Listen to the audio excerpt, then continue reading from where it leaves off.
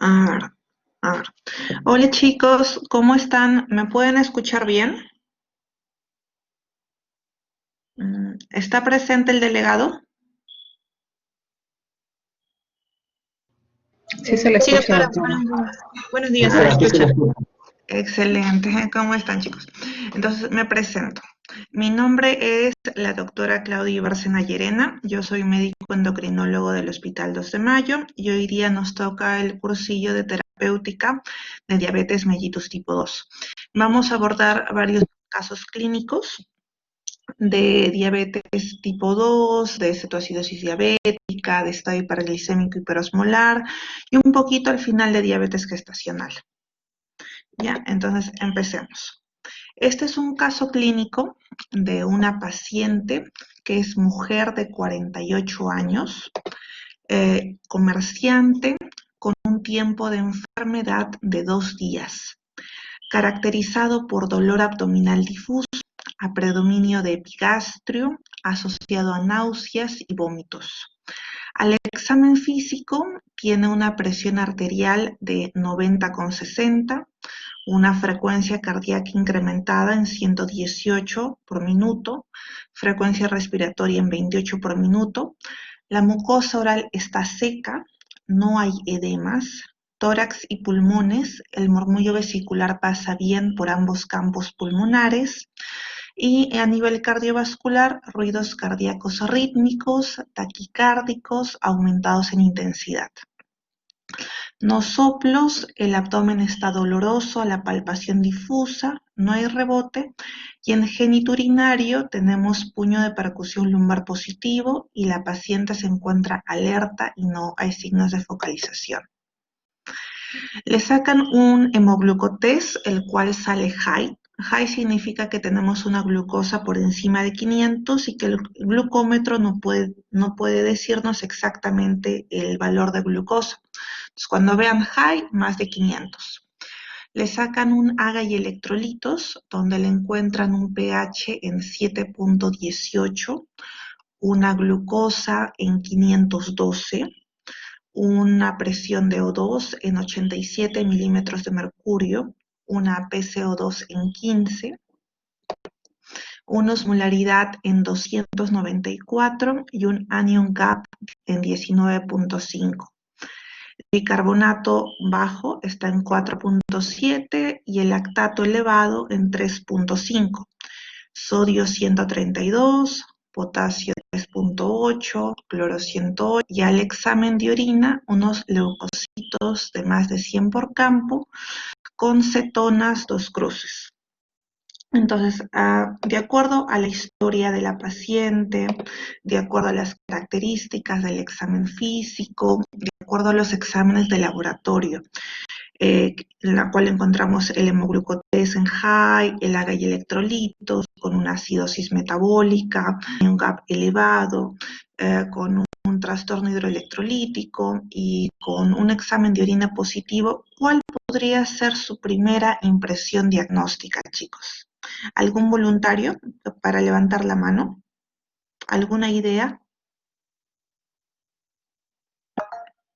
Muy bien. A ver, Carlos, dime. Doctora, muy buenos días. Bueno, Ah, aquí hay varias cosas que tener en cuenta, ¿no? Primero, que el paciente está viniendo, o la paciente está viniendo con un estado de hiperglucemia, ya. debido a la glucosa elevada, las cetonas, y hay algo que se llama, bueno, cetoacidosis diabética, ¿no? Que para eso hay una triada, la cual es hiperglicemia, cetonemia y cetonuria, y acidosis metabólica. En este caso, tiene cetonuria, presenta acidosis metabólica por el pH, perdón, disminuido, y el HCO3 disminuido, y glucosa elevada que está en 512. Luego, Mm, lo que llama la atención también es la punción lumbar positiva, que usualmente se asocia a lo que es pielonefritis, mm. y en este caso tiene la frecuencia cardíaca elevada y la presión disminuida, ¿no? Entonces podríamos decir, lamentablemente no dice nada si tenía fiebre o no, que es también un signo característico de la pielonefritis, pero yo me atrevería a decir también que tiene algún tipo de infección urinaria. Ya, excelente, Y bueno, Carlos. Sí, perfecto. Entonces, has tocado los puntos principales, que era como se llama al examen físico, lo que habían encontrado el puño de percusión lumbar positivo, al examen de laboratorio, el hemoglucotés en high, el pH, donde se evidencia una acidosis metabólica con un anion gap elevado, una glucosa sumamente alta por encima de 250 y un examen de orina positivo para ¿cómo se llama? Con leucocitos más de 100 por campo. Por eso los diagnósticos sería primero una crisis hiperglicémica, una cetoacidosis diabética, en este caso severa, porque tenemos un bicarbonato menos de 10. El segundo sería una sepsis focurinario. El tercero, una acidosis metabólica más una alcalosis respiratoria, anion gap alto. Y el cuarto sería una diabetes mellitus debut, porque recién estamos diagnosticando la diabetes al ingreso por la emergencia. La paciente no tenía este antecedente, entonces diabetes debut. Entonces, ¿justifica la internación? Sí, esta paciente tiene que ser internada, no le podemos dar de alta. ¿Para qué? Para sacarla de la cetoacidosis diabética y posteriormente instaurarle un tratamiento con insulina de forma ambulatoria. Entonces, cuando evaluamos crisis hiperglicémica, vemos que existe una deficiencia de insulina. Entonces, existe una incrementada lipólisis. Esta incrementada lipólisis hace que haya un incremento en la cetogénesis y este incremento en la cetogénesis hace que se produzca la cetoacidosis. Y esto nos lleva a una cetoacidosis diabética pura. También la deficiencia de insulina nos lleva a la hiperglicemia, lo cual nos lleva a una diuresis osmótica y nos lleva a una hiperosmolaridad y nos lleva a un estado hiperosmolar puro. Entonces podemos tener estos dos escenarios, incluso uno más. Entonces, cuando vemos la patogénesis, vemos que la deficiencia absoluta de insulina, lo cual nos lleva a un aumento de la lipólisis, lo cual lleva a un aumento en la cantidad de ácidos grasos libres que van al hígado, lo que produce el aumento de la cetogénesis y la disminución de la reserva álcali, lo cual produce la cetoacidosis. Este aumento en los ácidos grasos libres que llegan al hígado hace que haya más triacilglicerol y produce hiperlipidemia.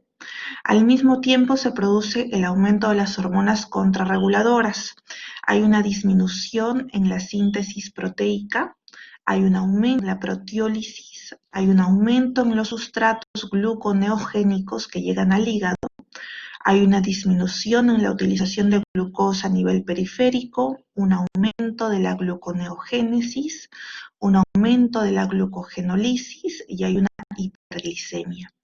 Esta hiperglicemia nos lleva a una glucosuria por la diuresis osmótica, a una pérdida de agua y electrolitos, lo cual nos lleva a una deshidratación y a una disminución en la ingesta de fluidos. Nos lleva a una hiperosmolaridad y a un deterioro en la función renal. Esto es la fisiopatología del estado hiperglicémico hiperosmolar. Y tenemos una deficiencia relativa de insulina que puede ser ausente o mínima, lo cual nos lleva a una cetogénesis. Entonces, tenemos la patogénesis de la cetoacidosis diabética y del estado hiperglicémico hiperosmolar. Entonces, cuando hablamos del cuadro clínico, el cuadro clínico, vamos a ver que, ¿cómo se llama? Se va a diferenciar si tenemos una cetoacidosis diabética o un estado hiperglicémico hiperosmolar. En la cetoacidosis diabética, el tiempo de enfermedad va a ser corto, menos de 24 horas. Los síntomas principales van a ser poliuria, polidipsia, polifagia, pérdida de peso. El paciente normalmente baja de todo de una forma muy súbita, muy brusca, 10 kilos, 15 kilos menos, debilidad generalizada, alteración del sensorio. Va a haber náuseas, va a haber vómitos, va a haber dolor abdominal. Por eso siempre es importante preguntar acerca de la poliuria. ¿Cuántas veces va al baño a miccionar en el transcurso de las 24 horas? 4, 5, 6. ¿Puede descansar adecuadamente en la noche o se tiene que despertar en la noche para acudir al baño? Si hay mucha sed, ¿cuánto es su ingesta habitual de agua? 4, 5, 6 litros. Y si tiene mucha hambre, si hay un aumento en el apetito de forma muy marcada. Después, los signos característicos, ¿cuáles van a ser? La deshidratación, la taquicardia, la hipotensión arterial, el shock, una alteración del estado mental, la respiración clásica de Kussmaul y una gastritis hemorrágica por el estrés. Entonces, hablamos que la cetoacidosis diabética es una complicación metabólica aguda grave. Hay una triada bioquímica característica que habla de una hiperglicemia, donde tenemos una glucosa mayor de 250 miligramos por decilitro. Tenemos cetonemia o cetonuria, lo cual evidenciamos en el examen de orina con cetonas, 1, 2 o 3 cruces, y acidemia, en la cual encontramos un pH menos de 7.3 y un bicarbonato menos de 18. Entonces, esa triada bioquímica es importante que busquen en los pacientes que acuden por emergencia y que tienen glucosas muy elevadas. ¿Ya? Lo otro es, acá vemos cómo se llama, de acuerdo al grado de bicarbonato, que la cetoacidosis puede dividirse en leve, en moderada o en severa. Pero siempre van a ver que la glucosa tiene que estar por encima de 250. Ahora, el pH arterial, para decir leve, tiene que estar entre 7.25 y 7.30. En moderada, de 7 a 7.24 y en severa, menos de 7. Pero la clave o la forma más rápida de acordarse es de acuerdo a los niveles de bicarbonato sérico. Tenemos un bicarbonato entre 15 a 18, leve. Entre 10 a 15 o menos de 15 moderada y menos de 10 severa. Esto es una clave para que se puedan acordar y puedan definir si es una cetoacidosis diabética leve, moderada o severa. Las cetonas en orina, que tienen que estar positivas, las cetonas séricas también positivas, la osmolaridad sérica efectiva, la cual es variable, y el anion gap, que tiene que estar elevado, más de 10 o más de 12.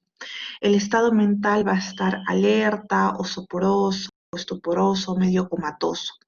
Cuando calculen la osmolaridad sérica efectiva, acuérdense de esta fórmula, que es 2 veces el sodio en miliequivalentes por litro más glucosa entre 18.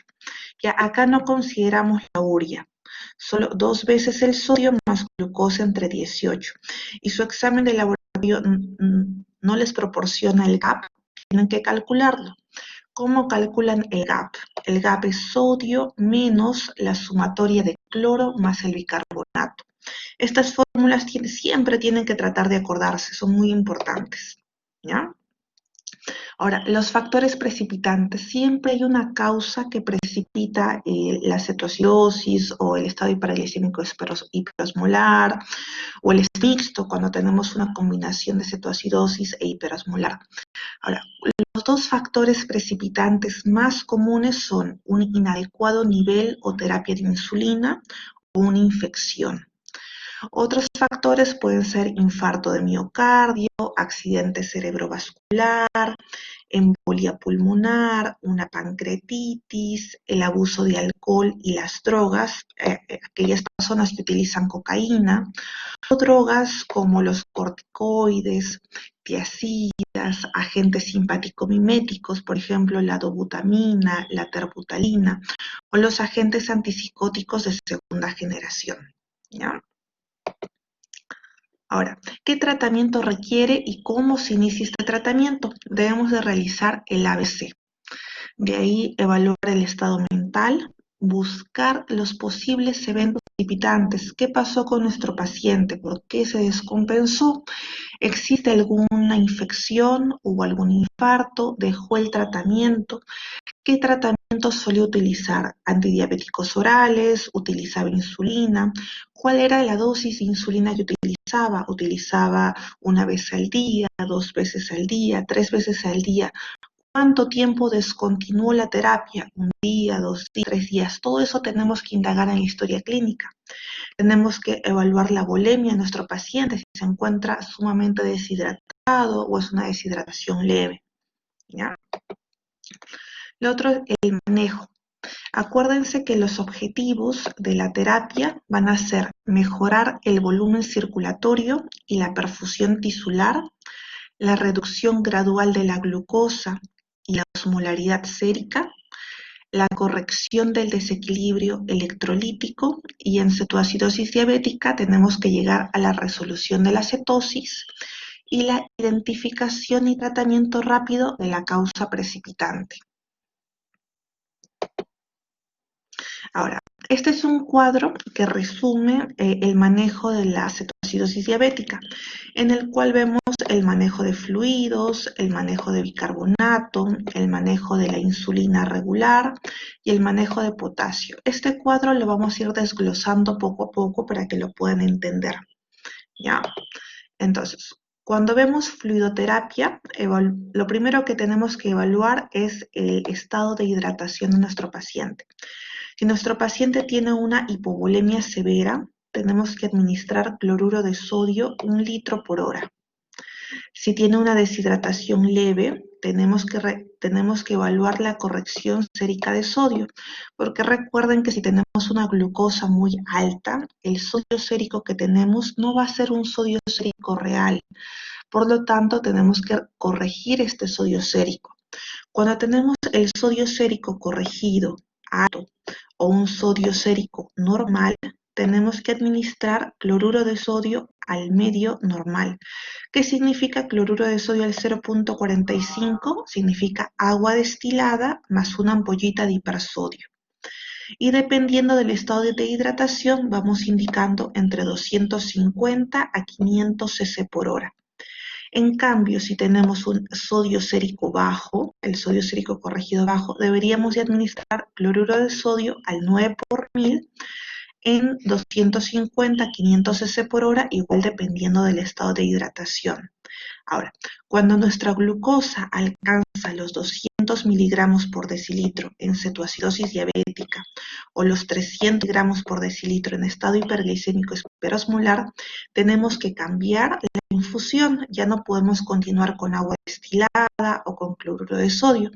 Hacemos la conversión o el cambio a dextrosa al 5% con una ampollita de hipersodio a una infusión de 150 a 250 cc hora.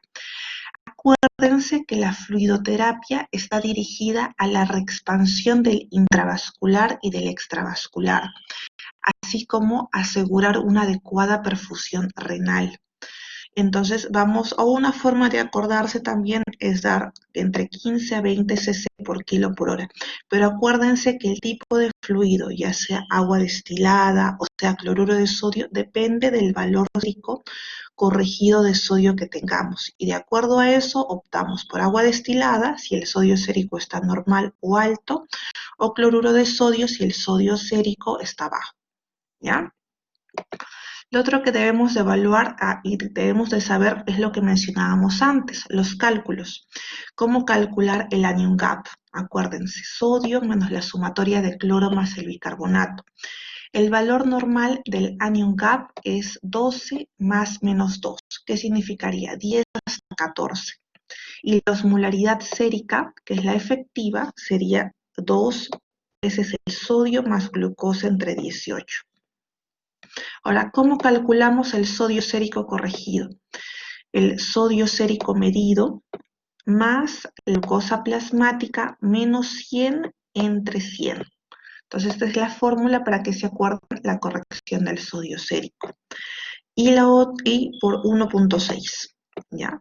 Y el déficit de agua corporal total lo calculamos 0.6 por el peso corporal en kilos más 1 menos 140 entre sodio sérico.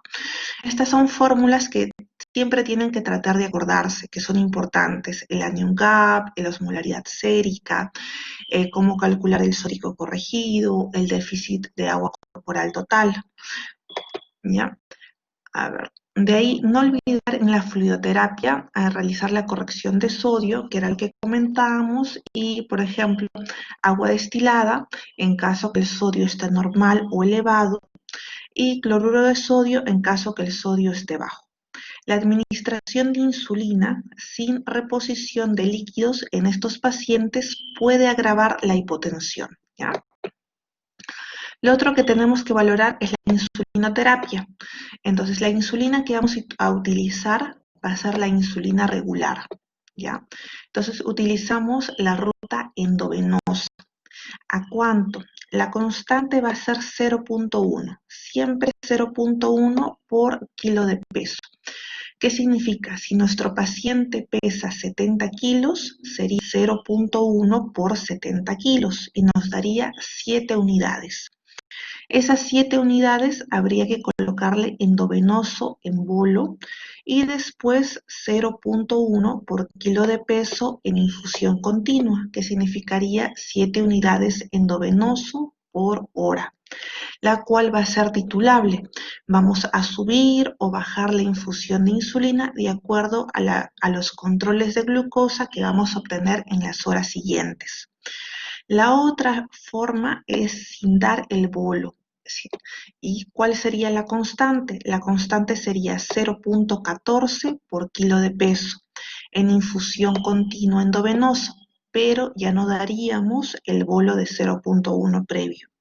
Ahora, si la glucosa sérica no cae al menos 10% en la primera hora, debemos de aumentar la infusión a 0.14 unidades por kilo y después ir titulando. Acuérdense que la insulinoterapia es la piedra angular de la terapia de la cetoacidosis diabética y la insulina no debe de administrarse cuando tenemos un potasio sérico por debajo de menos 3.3 mil equivalentes por litro. Se recomienda el uso de insulina regular en bolo endovenoso a 0.1 unidad por kilo de peso y la infusión continua de insulina regular a la dosis de 0.1 por kilo por hora. ¿Ya? De ahí, el índice óptimo en la reducción de glucosa tiene que ser entre 50 a 75 miligramos por hora. O sea, cada hora tiene que ir bajando 50 a 75 miligramos. Y si no conseguimos este objetivo, debemos de duplicar la dosis.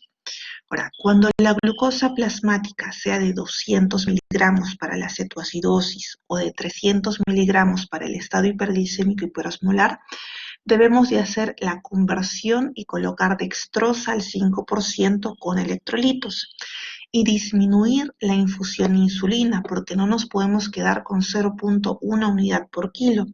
En este caso la disminuimos a 0.02 o 0.05 unidades por kilo por hora.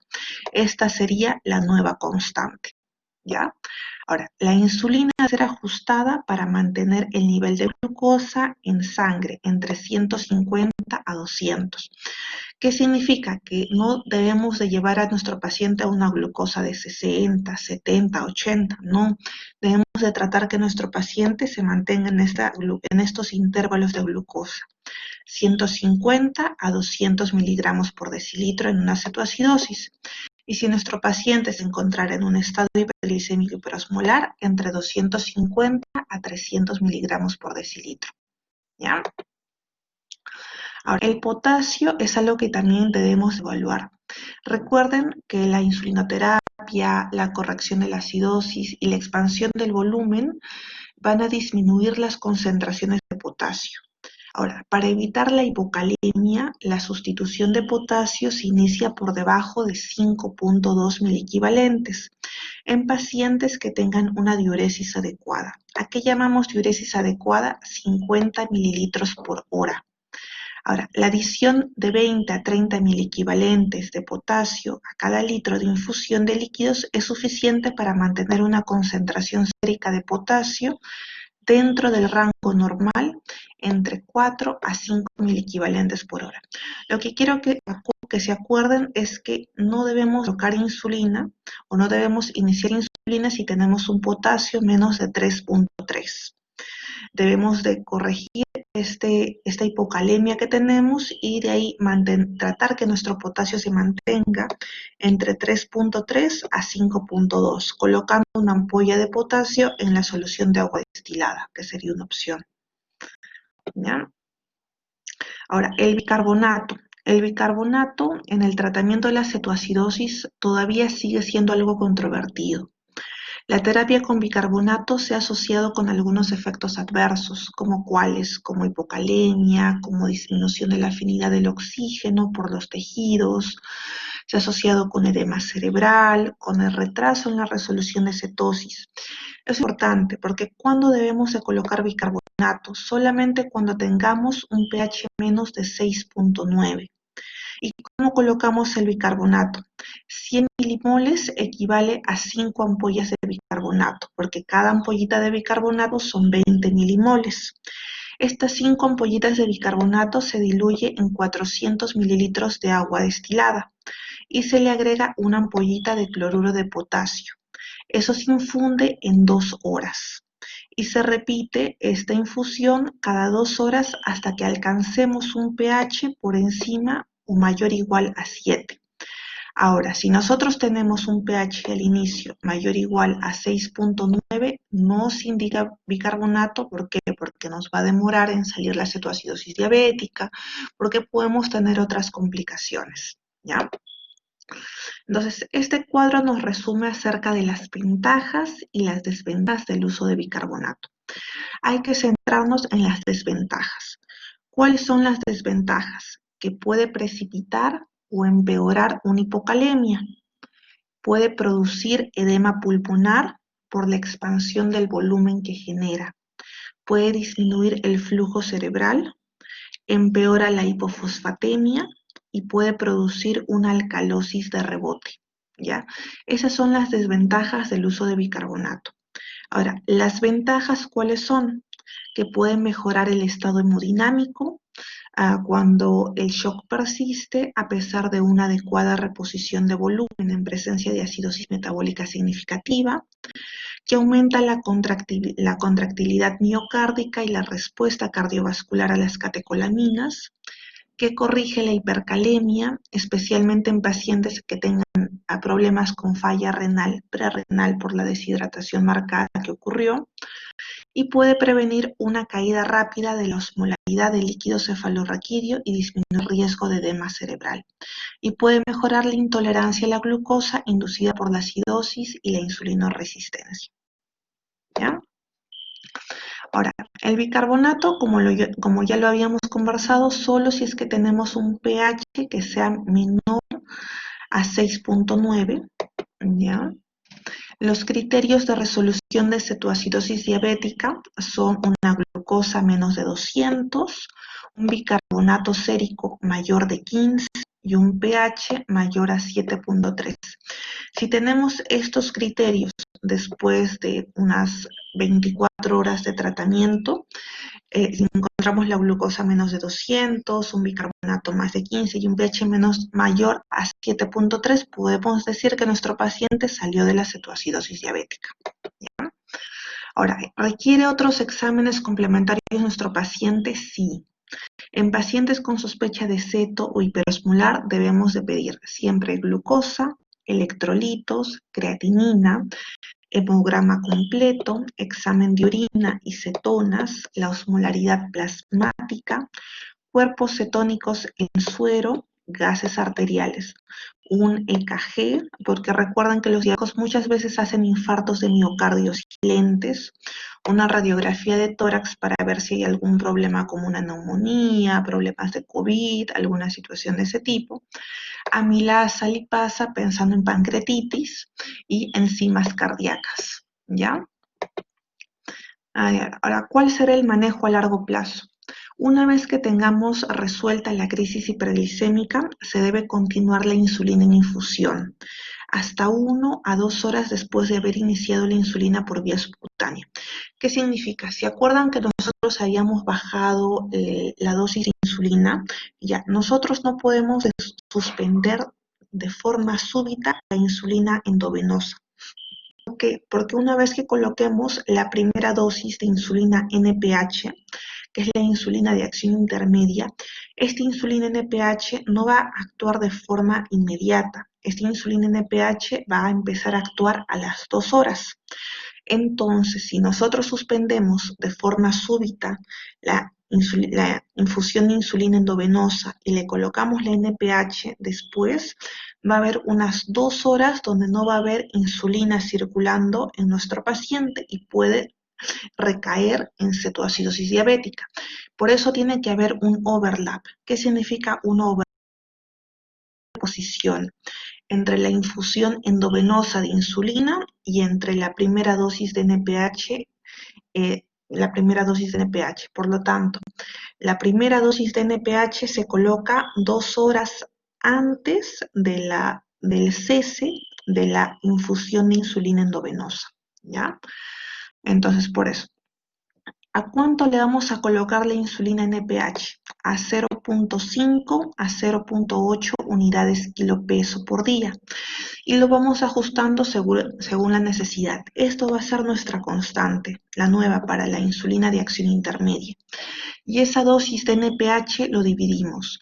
2/3 del total va a ser colocado en la mañana y 1/3 va a ser colocado en la noche, ¿ya? Lo cual es importante que nuestro paciente para empezar insulina NPH tiene que estar comiendo. Ya tenemos que haber estado probando tolerancia oral.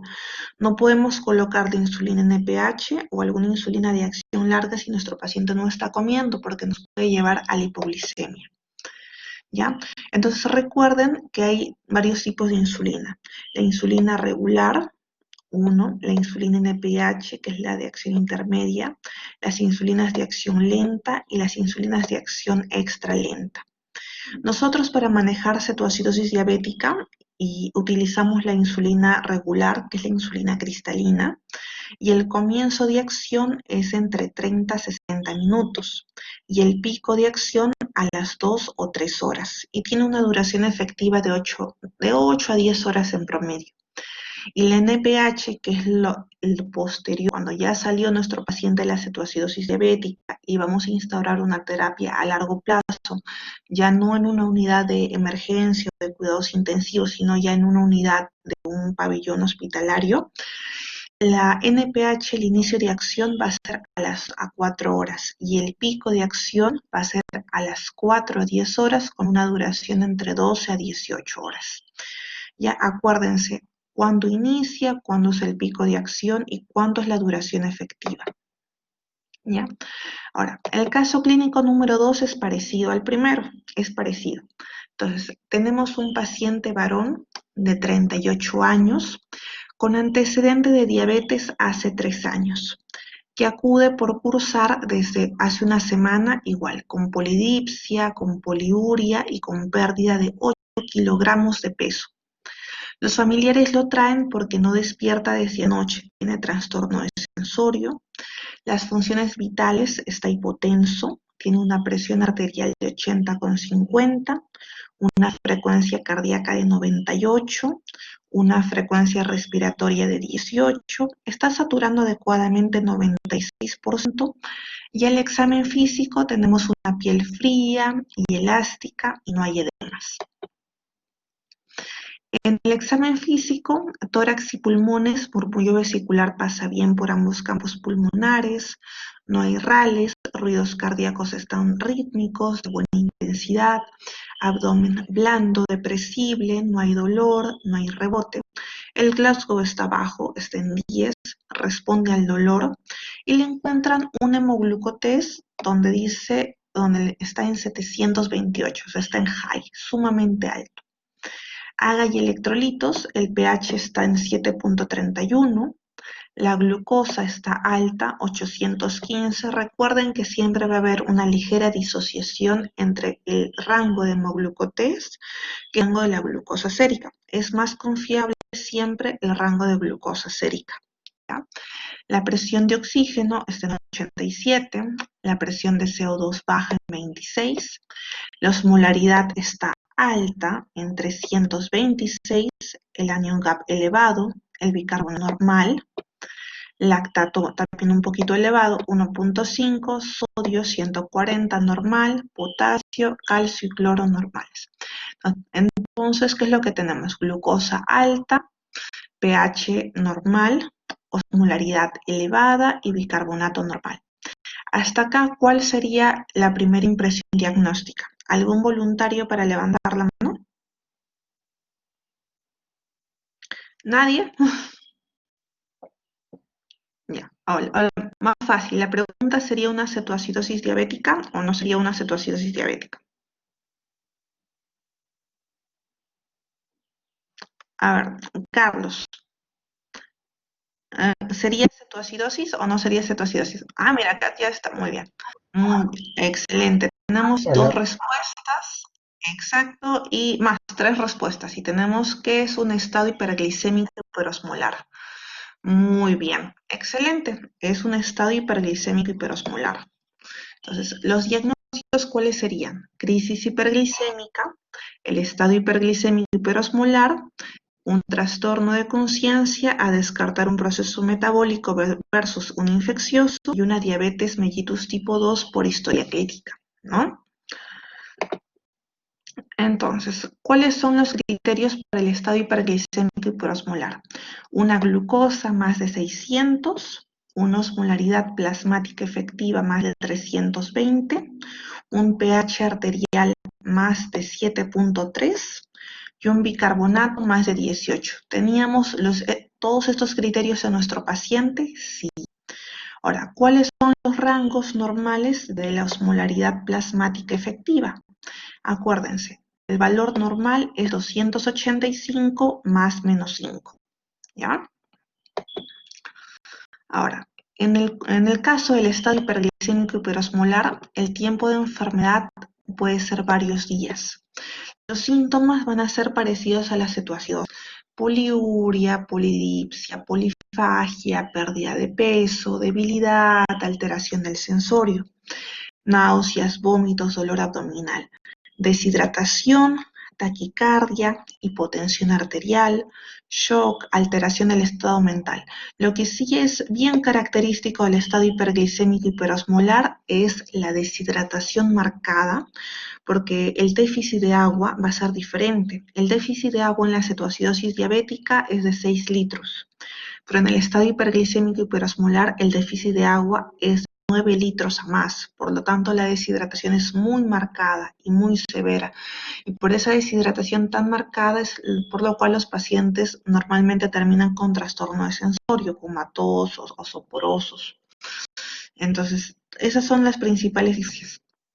Ahora, en el estado hiperglicémico hiperosmolar, lo que habíamos comentado, ¿no? El pH más de 7.3, la glucosa más de 600, el bicarbonato más de 18. Puede haber algunas trazas de cetonas en orina, la osmolaridad más de 320 y el anion TAP es variable, ¿ya? De ahí, ¿tenemos que internar a este paciente? Sí, porque este paciente no tiene una hiperglicemia simple, este paciente tiene una crisis hiperglicémica y un estado hiperglicémico. Si le damos de alta a la casa, este paciente puede fallecer en la casa, nos tiene que quedarse internado. Ahora, ¿qué tratamiento? Lo mismo, el ABC para el estado mental, buscar el posible efecto precipitante. ¿Qué pasó? Este paciente tenía 3 años de enfermedad, 3 años de diabetes, estaba utilizando su medicación, descontinuó la medicación, hubo alguna infección que se sobreagregó en el paciente, hubo alguna patología cardiovascular, se infartó, debutó con pancreatitis, hizo un DCB, hizo un TBP. ¿Qué pasó en este paciente? Falta de adherencia al tratamiento. Entonces, todo eso tenemos que ir evaluando y preguntando. Evaluar la bulimia en nuestro paciente. ¿Ya? Y lo mismo, evaluar de fluidoterapia, ¿cómo se llama? Si nuestro paciente está con deshidratación severa, colocar cloruro de sodio, hidratar de forma muy intensiva, de ahí realizar la corrección sérica de sodio, y si tenemos igual, acuérdense, sodio sérico alto o sodio sérico normal, agua destilada, más hipersodio y calium a un flujo alto entre 250 y 500 cc hora, y si nuestro sodio sérico está bajo, recién cloruro de sodio, ¿ya?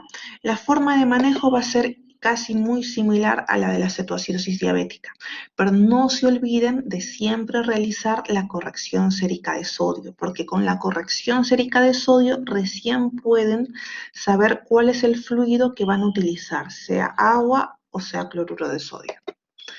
¿ya? La insulinoterapia, darle 0,1 por kilo de peso de insulina regular o insulina cristalina, es la única insulina que van a utilizar en el manejo de cetoacidosis o estado hiperosmolar. 0,1 siempre va a ser la constante. Si pesa 90 kilos, sería 0,1 por 90, 9 unidades en bolo, y de ahí 9 unidades en infusión continua por hora. 9 unidades por hora, y vamos bajando esas 9 unidades por hora de acuerdo a los controles cada hora o cada 2 horas de glucosa sérica, ¿ya? O sea, esas 9 unidades tienen que ir titulándose, 9 a 5, de 5 a 3, y de ahí posteriormente disminuyendo. Evaluar el potasio. Acuérdense, si tenemos potasio menos de 3,3, no dar insulina. Y si nuestro potasio objetivo tiene que ser siempre 3,3 a 5,2, por lo cual colocamos esa ampollita de potasio en el agua destilada, ¿ya? Y si nuestro potasio se encuentra a menos de 3,3, primero corregimos con reto de potasio, lo llevamos a valores normales y de ahí empezamos la infusión de insulina, ¿ya? El uso de bicarbonato, acuérdense, solo cuando tengamos un pH menos de 6,9. ¿Por qué? Por todos los posibles efectos adversos que podemos tener. Ahora, los criterios de resolución de la cetoacidosis diabética son glucosa en menos de 300, osmolaridad menos de 315, y el paciente tiene que estar alerta, ¿ya? Si en nuestros controles después de 18, 24 horas tenemos estos valores, glucosa menos de 300, osmolaridad menos de 315, y el paciente está alerta, despierto, ya podemos decir que nuestro paciente ha salido del estado hiperglicémico hiperosmolar. Recuerden que los criterios de resolución de cetoacidosis y de hiperosmolar son diferentes, ¿ya? Ahora, ¿requiere realizar otros exámenes complementarios? Sí. Tenemos que ver el grado de la infección de nuestro paciente. ¿Cómo lo vemos? Con un hemograma completo, pidiendo procalcitonina, proteína C reactiva, evaluar los electrolitos séricos, evaluar la URI y la creatinina, porque si nuestro paciente ha estado sumamente deshidratado, puede cursar con una falla aguda renal, prerrenal, ¿no? Ver el examen de orina, evaluar de forma continua la osmolaridad plasmática sérica, evaluar el EKG, la placa de tórax, las enzimas cardíacas, la amilasa y la lipasa. Ahora, ¿cuál será el manejo a largo plazo de nuestro paciente? Una vez que haya resuelto la crisis hiperglicémica, igual debemos de continuar la infusión de insulina regular o cristalina hasta 1 a 2 horas después de haber iniciado la insulina por vía subcutánea. Por vía subcutánea se refiere a la insulina NPH, que es de acción intermedia.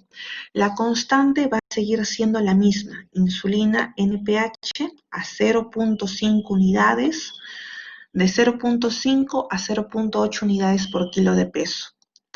Y lo vamos ajustando de acuerdo a la necesidad. Recuerden que el NPH, como solo dura 12 horas, tenemos que utilizarla 2 veces al día. Siempre los 2/3 del total en la mañana, 8 de la mañana o 30 minutos antes del desayuno, y el tercio del total en la noche a las 9 o 10 de la noche con su colación nocturna, ¿ya?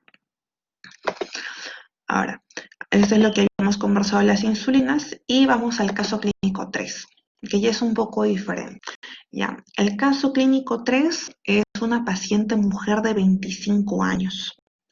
Sin antecedentes patológicos de importancia, es una paciente sana, y refiere que en la semana 25 de gestación le realizan un test de tolerancia a la glucosa con 75 gramos de glucosa nidra y le encuentran una glucosa en ayunas de 96, una glucosa a la hora de 178 y una glucosa a las 2 horas de 155. Ya, hasta acá tenemos una paciente joven de 25 años que no tiene antecedentes patológicos, que está en su primer embarazo, su primera gestación, y como no tenía factores de riesgo, esperaron hasta que sea entre la 24 a la 28 semana de gestación.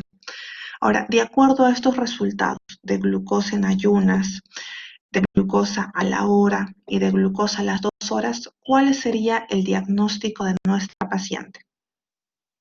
¿Algún comentario? ¿Alguien? Excelente, muy bien.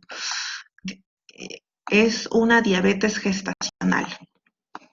Ya, entonces, ¿por qué es una diabetes gestacional? Vamos a ir evaluando punto por punto. El diagnóstico de diabetes mellitus gestacional, muy bien. Tenemos que internarla a la paciente. El manejo puede ser de forma ambulatoria, titulando y tratando de llevar las glucosas plasmáticas a rangos objetivos. Ya, acuérdense que la diabetes gestacional siempre, ¿cómo se llama? Debemos de evaluar para diabetes no diagnosticada en la primera visita prenatal, ¿ya? ¿Qué significa? Si tenemos una gestante que nos llega entre las 4 a 6 semanas, pero no tiene factores de riesgo. ¿Qué significa? Paciente delgada, que no tiene acantosis nígricas, que glucosa está dentro de rangos normales, que no hay resistencia a la insulina, que no tiene antecedentes de ovario poliquístico, que no tiene familiares de primer grado o segundo grado con diabetes gestacional. Entonces, en esa paciente podemos esperar hasta las 24 a 28 semanas para realizar el test de tolerancia oral a la glucosa y descartar diabetes gestacional.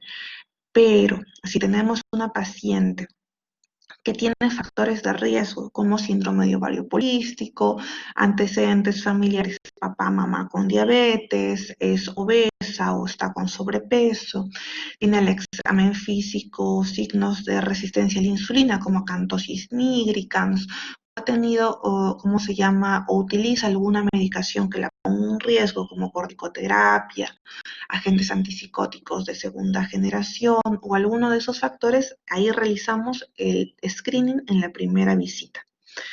Entonces, el test o el descarte para diabetes gestacional entre las 24 y 28 semanas de gestación en mujeres embarazadas que no tienen previamente diabetes conocida. El test en las mujeres para diabetes gestacional o para evaluar persistencia de la enfermedad se realiza entre las 4 a 12 semanas. ¿Qué significa? Que si tenemos una persona que durante su embarazo debutó con diabetes gestacional, postparto o post el parto, tenemos que ver si esa diabetes gestacional persiste. Entonces, si esa diabetes gestacional persiste, ¿cuándo realizamos la nueva tolerancia a la glucosa?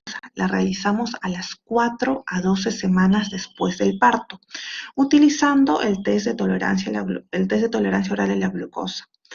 Ahora, en aquellas mujeres sin una historia de diabetes gestacional, deberíamos de realizar el screening para el desarrollo de diabetes cada 3 años. Si el screening postparto, entre 4 y 12 semanas, sale bien, sale la glucosa en ayunas normal, a las 2 horas normal, en este caso, nosotros cada 3 años debemos de realizar una nueva tolerancia para ver si en algún momento debuta con diabetes gestacional. ¿Ya? En mujeres con una historia de diabetes mellitus gestacional que se encuentran que tienen prediabetes, deberían recibir intervenciones de estilo de vida o prevenir la diabetes con metformina. ¿Cuál es el primer abordaje o la primera línea de tratamiento en aquellas pacientes que tienen diabetes gestacional? Siempre va a ser la intervención en los estilos de vida. Enseñarle cómo debe de alimentarse, cuáles son los alimentos que tiene que tratar de sacar de su vida, ¿no? Disminuir la ingesta de carbohidratos, aumentar la ingesta de proteínas, aumentar la ingesta de, ¿cómo se llama?, de frutas, de verduras, aconsejarle que no tenga una baja de peso, una subida de peso muy pronunciada. ¿A qué nos referimos con el objetivo o el target de la ganancia de peso? Más o menos la ganancia de peso debería de ser unos 9 kilos. 9 kilos de peso en esos 9 meses. Pero si nuestra paciente tiene un sobrepeso previo al embarazo o una obesidad previa al embarazo, la ganancia de peso máxima va a ser entre 6 a 7 kilos de peso.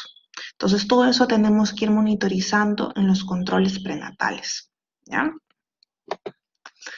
De ahí, ¿Cuál es la diferencia entre diabetes pregestacional y diabetes gestacional? Si tenemos una diabetes pregestacional, son las mujeres diagnosticadas de diabetes por criterios diagnósticos estándar en el primer trimestre, deben ser clasificadas como diabetes pregestacional preexistente, que sería diabetes tipo 2 o muy raramente diabetes tipo 1 monogénica. ¿Qué significa esto? Llegó una paciente con factores de riesgo, obesa, ovario poliquístico, usuaria de corticoide, le realizamos su test de tolerancia a la glucosa. Tiene una glucosa en ayunas de 130 y una glucosa a las 2 horas de 230. ¿Cumple con los criterios estándar de diabetes? Para diagnóstico de diabetes, sí. Como cumple con los criterios estándar de diabetes, pero se encuentra en el primer trimestre del embarazo, esta paciente ya no sería una diabetes mellitus gestacional, sería una diabetes mellitus pregestacional, posiblemente una diabetes mellitus tipo 2, que lo ha tenido antes del embarazo y que recién se está diagnosticando en el primer trimestre del embarazo. En el trimestre del embarazo se usan los criterios habituales para descartar diabetes, los criterios estándar que todos los conocemos. Glucosa en ayunas mayor o igual a 126, glucosa a las 2 horas mayor o igual a 200, una glicosilada mayor o igual a 6.5. O paciente sintomática, polidipsia, poliuria, polifagia, pérdida de peso y una glucosa al azar mayor o igual a 200. Esos son los criterios, pero como se encuentra en el primer trimestre, es pregestacional. Ahora, si nuestra paciente se encuentra en el segundo o tercer trimestre, ya cambia la situación. Ahí es una diabetes mellitus gestacional que se diagnostica por primera vez en el segundo o tercer trimestre. Y los puntos para diagnosticar diabetes gestacional cambian. ¿Por qué? Porque la glucosa en ayunas tiene que ser mayor de 92, a la hora mayor o igual de 180 y a las 2 horas mayor o igual a 153. Entonces los puntos de corte cambian, ¿ya? Ahora, el diagnóstico para diabetes mellitus gestacional puede ser el test de un paso, que es el de 75 gramos de glucosa nidra, o el test de 2 pasos, con un enfoque en el cual no tiene que estar en ayunas y se le da 50 gramos de glucosa, seguido por una tolerancia oral a la glucosa con 100 gramos en aquellas personas que dieron positivo al primer paso. Acá lo vamos a ver de forma más clara. La estrategia de primer paso, ¿en qué consiste? Le realizamos el test de tolerancia oral a la glucosa con 75 gramos en ayunas entre las semanas 24 a 28 de gestación. Ahora, esta paciente tiene que estar mínimo con 8 horas de ayuno.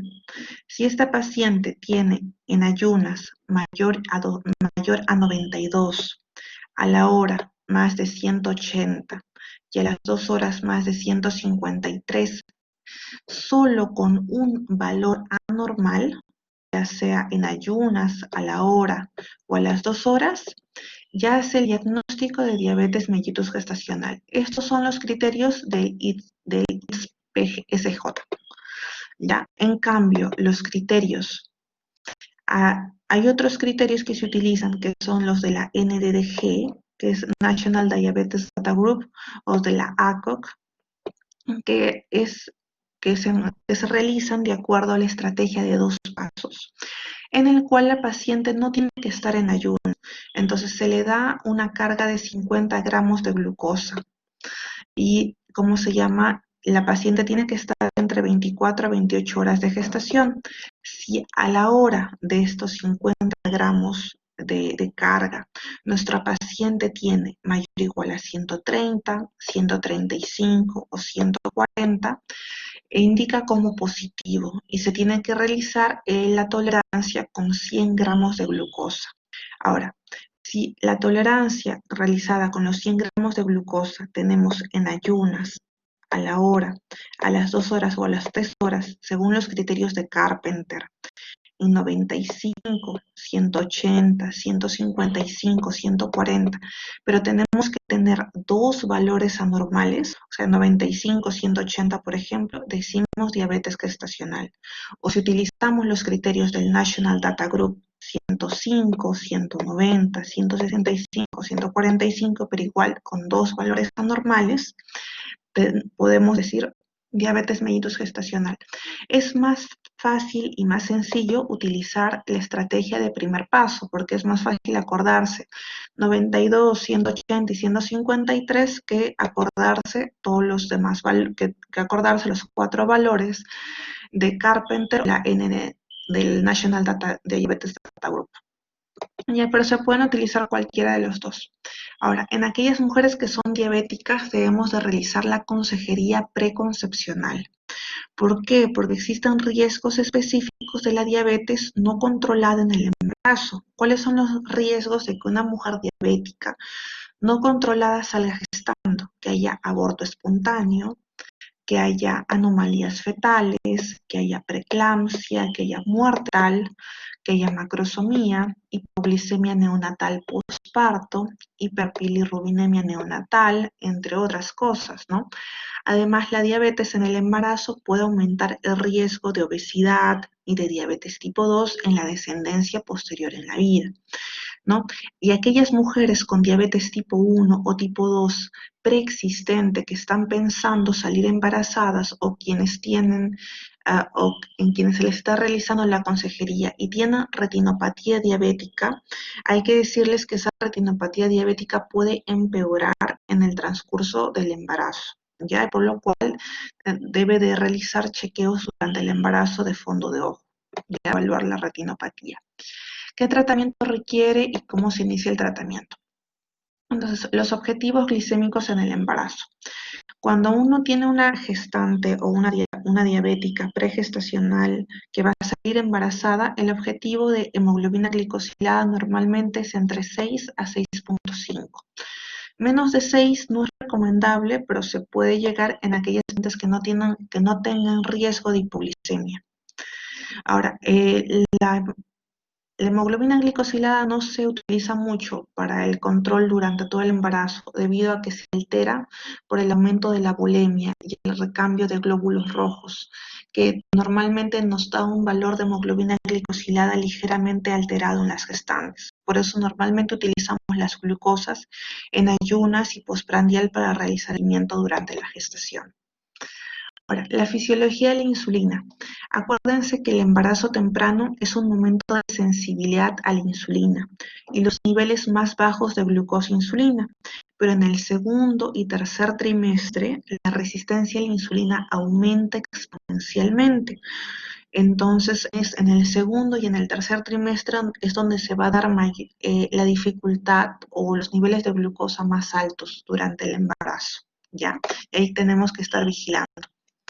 El monitoreo de glucosa. ¿Cuáles son los objetivos de la glucosa?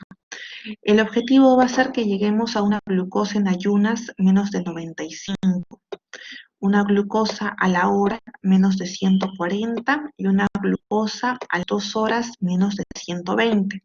Entonces acuérdense, objetivo, ayunas menos de 95, hora menos de 140 y a las 2 horas menos de 120.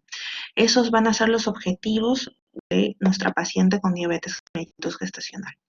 Ahora, la glicosilada en el embarazo puede ser útil, pero debe usarse como una medida secundaria, lo que comentábamos al control glicémico en el embarazo, después del automonitoreo de glucosa en sangre.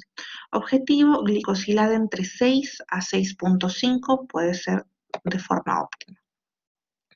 Ahora, se debe de enseñar el cambio de estilo de vida, que es esencial, que debe de empezar a realizar actividad física, en este caso de bajo impacto, que podría ser caminatas, entre actividad de más moderada intensidad, aproximadamente 30 minutos diarios por 5 días a la semana. Si no se puede 30 minutos diario, 1 hora interdiario, que podría ser la otra opción.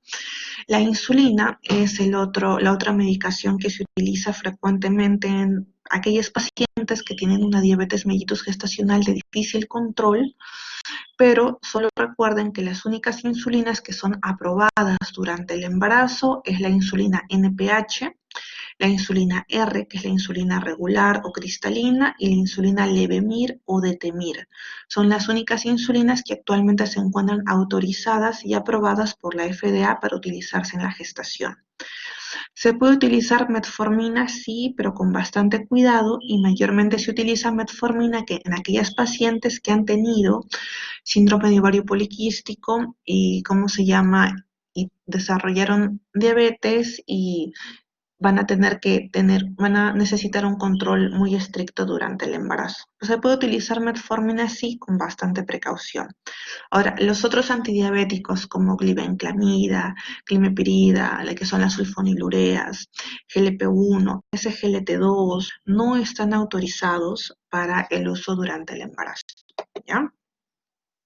Lo que comentamos, los objetivos de glicemia, que era uno, la terapia médica nutricional, hay que indicarle que debe de ingerir 175 gramos de carbohidratos, un mínimo de 71 gramos de proteína y 28 gramos de fibra. No debemos de ser muy restrictivos con nuestro paciente. ¿Qué significa? Debemos de mantenerlo en una dieta de 500 calorías. Si lo mantenemos en una dieta de 1500 calorías no va a haber problema porque no vamos a generar cetosis por ayuno y tampoco vamos a llevar a una ganancia de peso muy marcada, más de esos 9 kilos que conversábamos en los 9 meses del embarazo, ¿no? Entonces hay que llevarlo entre una dieta de 1500 a 1600 kilocalorías de peso, ¿ya? Con predominio en frutas, verduras, ¿ya? Y bastante sulfonilureas totalmente contraindicadas porque pasan a nivel de cordón umbilical. Son, por ejemplo, lo que hablábamos de concentraciones de glibrida en el cordón umbilical son aproximadamente el 70% de los niveles plasmáticos en la madre. Se asoció con una tasa más alta de hipoglicemia neonatal, leucemia, que la insulina o la metformina, contraindicados, ¿ya? Metformina se puede utilizar con precaución, pero tiene un menor riesgo de hipoglicemia neonatal, menor aumento de peso materno que la insulina, y ¿cómo se llama? Y puede aumentar ligeramente el riesgo de prematuridad. Y la insulina, solo las insulinas que están aprobadas, NPH, R y Levemir o Detemir, que son las aprobadas en la gestación, ¿ya?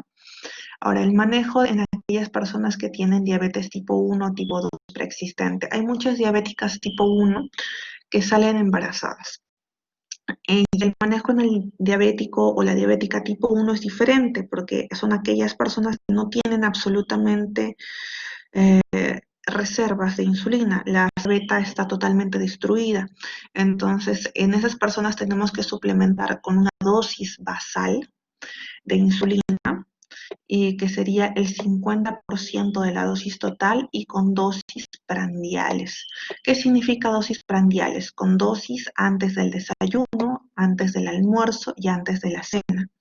Si utilizamos insulina basal, tiene que ser una insulina de acción larga, como cuál es la insulina, por ejemplo, Clargina, U100 o U300, que dura entre 18 a 24 horas, y tiene una característica que está más o menos la misma concentración en todas esas 24 horas, o utilizar otra insulina, por ejemplo, de Gludeco, Tresiba, insulina para que tenga una insulina basal. La insulina prandial, que sería antes de las comidas. Podemos utilizar insulina R, que sería 30 minutos antes de las comidas, o análogos de acción rápida, como glulicina o lispro, igual antes del desayuno, antes del almuerzo o antes de la cena. El manejo cambia realmente cuando son diabéticas tipo 1, más que todo en la frecuencia de las dosis de insulina, ¿ya? Ahora, en el embarazo y los medicamentos no solo tenemos que centrarnos en los niveles de glucosa, también hay que valorar los niveles de presión arterial, tratar de que nuestro paciente tenga niveles de presión óptimos, ¿no? 120, máximo 160, entre 80 a 105.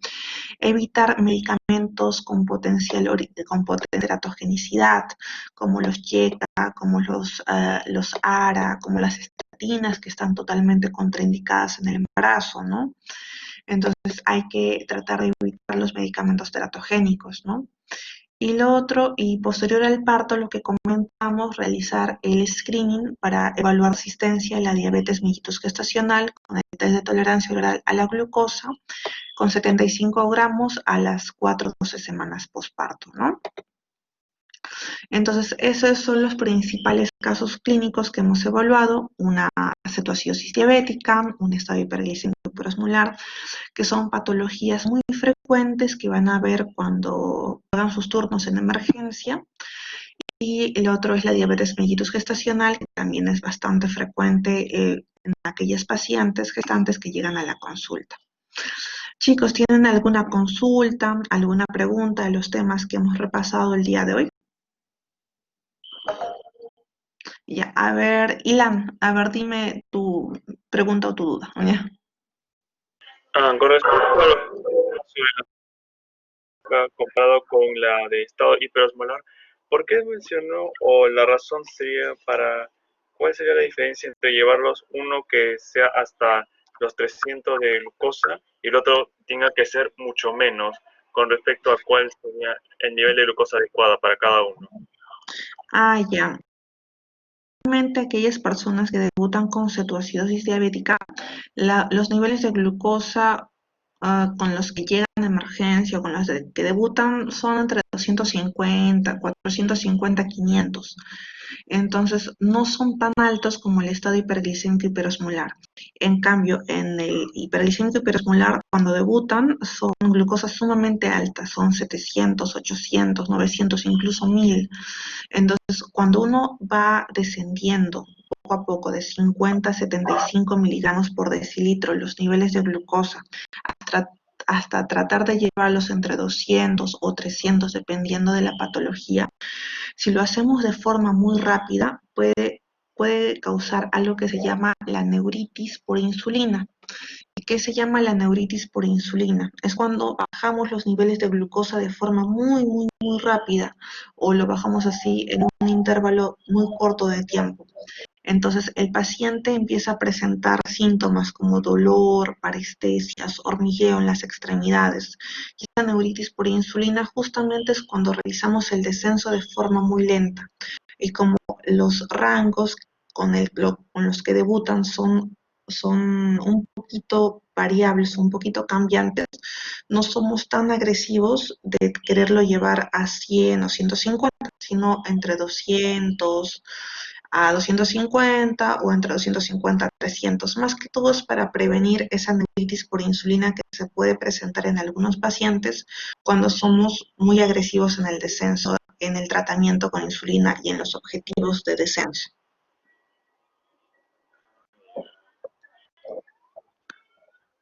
Ya, otra pregunta.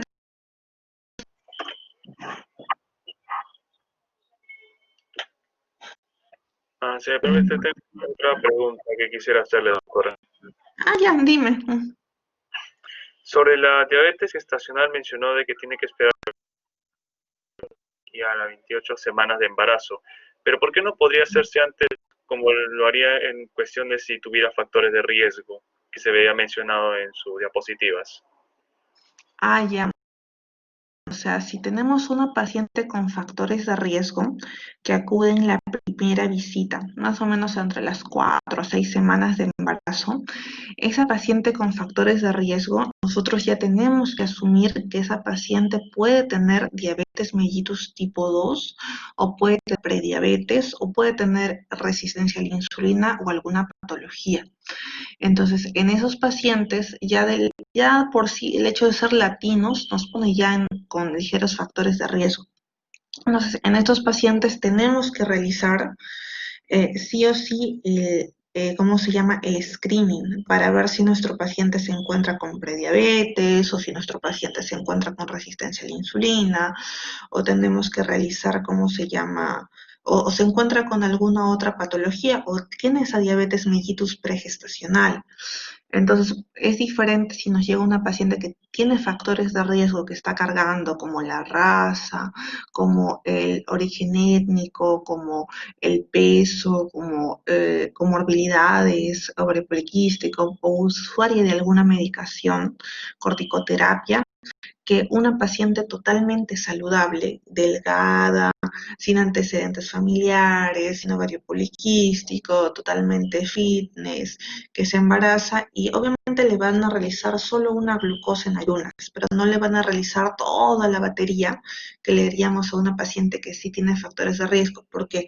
Porque esta paciente que llega totalmente sana y sin comorbilidades, le hacemos una glucosa así en ayunas en el primer control, pero por la fisiología hemos visto que en el primer trimestre los niveles de glucosa bajan.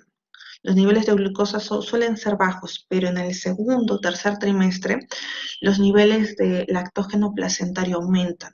Y al aumentar los niveles de lactógeno placentario, hacen que es una hormona contrarreguladora, que actúa así parecido al cortisol, parecido al hormona de crecimiento. Este lactógeno placentario va a hacer que aumenten los niveles de glucosa, entonces que aumenten los niveles que aumente la resistencia a la insulina. Y por lo cual, si esta paciente no se ha cuidado en el primer trimestre y empezó a comer, desarrolló malos hábitos de alimentación, sedentarismo o alguna otra situación, estrés, pudo desarrollar en el segundo o tercer trimestre justamente esta diabetes gestacional. O sea, en el embarazo pueden ocurrir muchas cosas. Hay personas que llegan así totalmente delgadas y de ahí en el embarazo se subieron no 9 kilos o 11 kilos, se subieron 20 kilos, 25 kilos. Entonces, hay muchos factores que tenemos que ir controlando, pero siempre en la primera visita van a ver que a todas las pacientes en la primera visita prenatal se les pregunta peso, talla, antecedentes de macrosomía fetal, el peso del bebé, de su último bebé, si hubo cesáreas, por qué fue la cesárea. Ahí se les realiza la glucosa. En ayunas, en la primera visita, se les realiza su test de VIH, RPR, varias cositas, pero no somos tan estrictos.